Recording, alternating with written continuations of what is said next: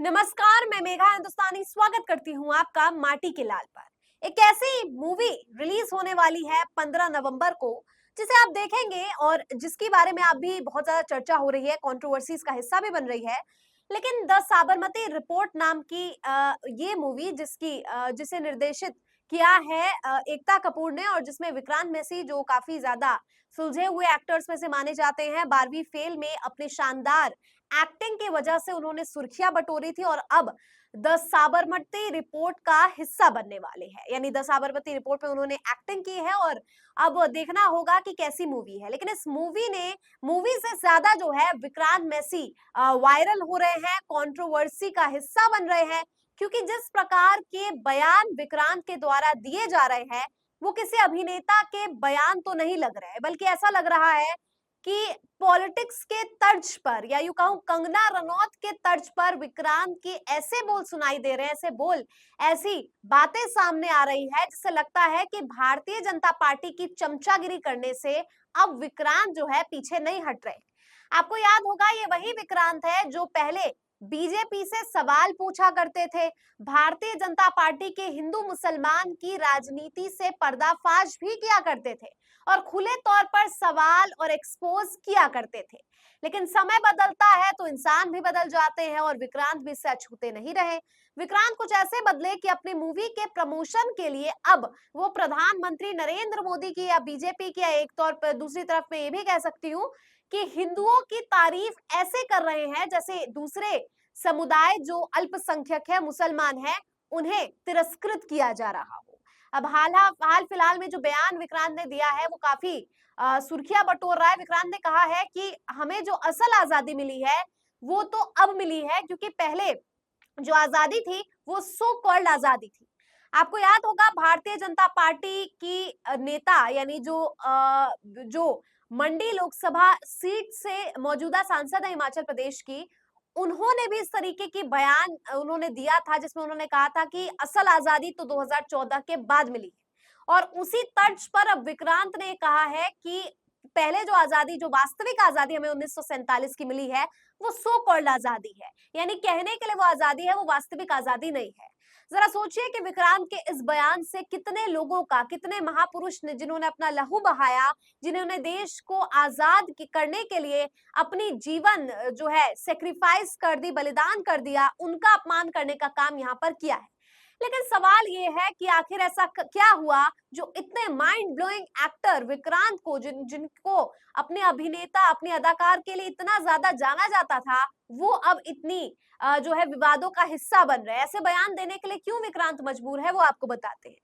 सबसे पहला जो आपको बता दें, द साबरमती रिपोर्ट जो अभी रिलीज होने वाली है, उसे लेकर विवाद इसलिए हो रहा है क्योंकि वो गोधरा कांड के बारे में दर्शाती है वो मूवी। लेकिन ऐसे में जब ये मूवी आने वाली थी, तब सबके दिलों में सब ये सोच रहे थे कि शायद ये मुसलमानों का पक्ष लेने वाली है, और लोग ये भी सवाल पूछ रहे थे कि अगर द साबरमती रिपोर्ट में मुसलमानों का पक्ष लिया जाएगा, तो चुनावों से ठीक पहले इसको तो रिलीज नहीं किया जाएगा। अब ऐसे में जब सेंसर बोर्ड के द्वारा भी द साबरमती रिपोर्ट को पास कर दिया जाता है, तो लोगों के बीच में शंका हो गई कि अगर ये मुसलमानों का पक्ष दिखाएगी, तो चुनाव से पहले कैसे इसे जो है अनुमति मिल गई। फिर वास्तविक में पता चलता है कि ये मुसलमानों का नहीं, बल्कि हिंदुओं का पक्ष दिखाने वाली एक प्रोपेगेंडा मूवी, और ऐसा नहीं है कि हिंदुओं का पक्ष दिखा रही है, बल्कि सच्चाई को छुपा रही है। इस बात में कोई दो राय नहीं कि गोधरा कांड में मुसलमानों के साथ गलत किया गया। अब इसे आप ये चोला ओढ़कर कि नहीं हिंदुओं के साथ ज्यादा गलत किया गया, आप मुसलमानों के दर्द को खत्म या कम नहीं कर सकते हैं। और यही काम करने का काम, पीआर करने का काम, जो नेगेटिव पीआर अब नजर आ रही है, वो विक्रांत के द्वारा की जा रही है।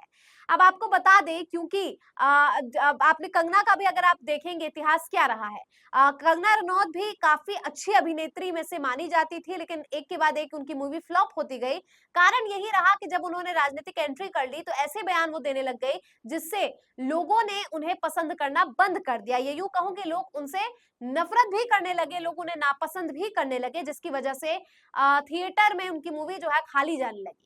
अब ऐसे में विक्रांत की मूवी भी काफी अच्छी चल रही है, वो भी काफी बारहवीं फेल के बाद काफी अच्छा उन्होंने नाम कमाया, लेकिन अब कंगना रनौत की तर्ज पे अगर इसी तरीके की बयानबाजी वो करते रहे तो हो सकता है उनकी उनका जो अभिनय का करियर है वो भी कंगना की तरह डूब जाए।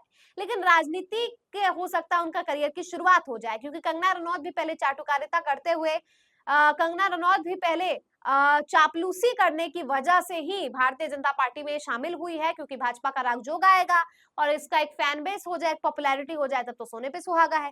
तो हो सकता है कि आगे आने वाले समय में अपने राजनीतिक करियर की, राजनीतिक पारी की शुरुआत भी विक्रांत भारतीय जनता पार्टी से करें। लेकिन सवाल ये है कि आखिर क्या अभिनेताओं को इस तरीके की बयानबाजी करनी चाहिए? बहुत से ऐसे नेता हैं जो बहुत से राजनीतिक मसलों और सामाजिक मसलों पर बोलते हैं, खुलकर सवाल पूछते हैं।